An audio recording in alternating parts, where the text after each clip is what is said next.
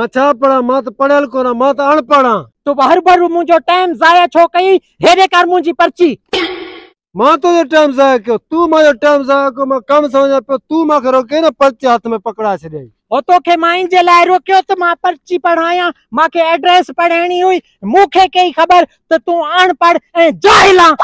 जाहिल के चई, तू जाहिल ना, पर्ची जाती हो तो एक को पढ़े दो। मां तो जड़े मानन के चंगी तरह सुयानी दो।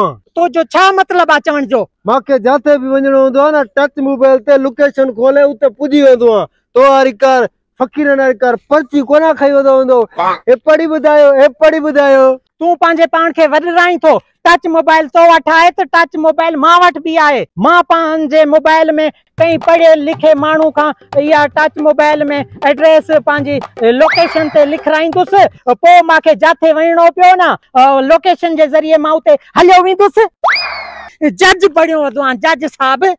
मां जज कोना, तू वरी कड़ो वकील हां। मन जो टाइम दो थोड़ा कंजा जा। जे माल चयो मास तो जट तो वरी कावण लगी हस, चिड़े पियो। किए नारो थेलो चुराए वियासे, देरी कोन लगी ऐं निभागे के खबर ही कोन लगी। जे माल यो घर वेंदो, घर पुजंदो ना तो पो इन जो जंघन जो साह भी छडाए वेंदो। जे माल यो थेलो संभारींदो ना, थेलो कोन हुंदुस, इन जो वायूं भी बताल थी वेंदियूं। जट जो पुट।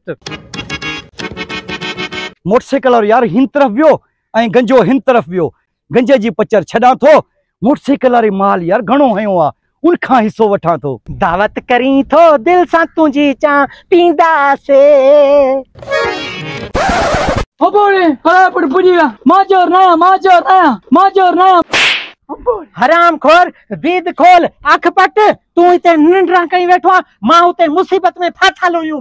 उस्ताद मोगा तू काते हुए, तू इंतजार कंदे मुखे निंड अची वई। हो हराम खोर, रस्ते विंदड़ माके गालियन में फसाई बीठो ना, मस जान छडई मास इन जाहिल खां। हाणे वारो कर, माल बाहर काढ। छा है अंदर? पिज़्ज़ा है। हे त खाली दबो लगे तो मुखे, वाकई खाली आ। हराम खोर, माल किथे आ? ये कर, सामान त काढ बाहर, बियो छा है इनमें? कल्टी देवेस उस्ताद मोगा दिस, कल्टी देवेस। हराम खोर, जूस जा दबा प्यान। दे खबर, तुआरो भी खा लिया? हमारो भी खा लिया उस्ताद मोगा। हे भी खा लिया। खोल इनन के। इन मुखबिर पान के गाल सच्ची कई हुंदी, वाकई इन जे अंदर माल हुंदो कोना को।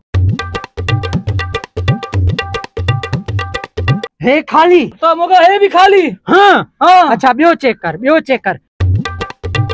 अज जिम्मेदार थियण खां पान के कोई नथो रोके सके। खोल कढ माल बाहर कढ। हाँ। ही भी खाली रे। आज तो सही वाह जो टन लगी हुआ।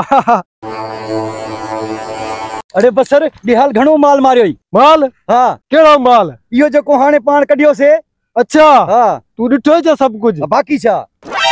मुझो नालो आ बसर, मन छडम थोड़े के फुरण में का कसर। हाणे मीटर तू पांजो मीटर घुमायो, हाणे तू पांजो रस्तो पकड़।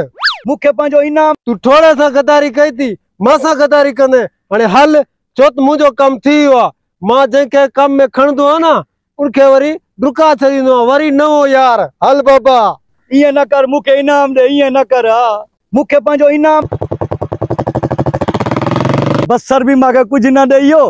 हाणे मां गंजे रे जो वञा त गंजो भी पादर पुसाई वेठो हूंदो, छो जो मां उनके धोखो ॾिनो आहे। इन वक्त कचरो हो, यो कचरो सटण वञे पियो। ये सजी कसूर पाण रे खबरू जी आ। उन पाण के खबर गलत बुधाई, हाणे मां उन रिंग थो करा तो आज धोखो छो ॾेई विया। यो खबरू मोबाइल कोने ॾिठ फुटिया, मारी मोबाइल काॾे वई? बटू संभारा। अरे बटू ही कोने, हे त कचरे वारो ना हुयो, हे त फोरू हुयो जेको माखे चूनो हणी हलियो पियो।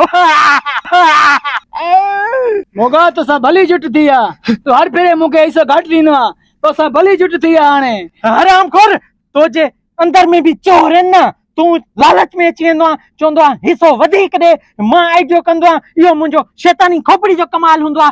तू वरी विच में घुसजी ईंदो आ। सॼी कसूर ॾिठ फुटिया तो जी आ, अॼु ॾिठ फुटिया तो जी ख़ैर न आहे, मोगे जी मार, खबर ना चार। 哎呦我的妈！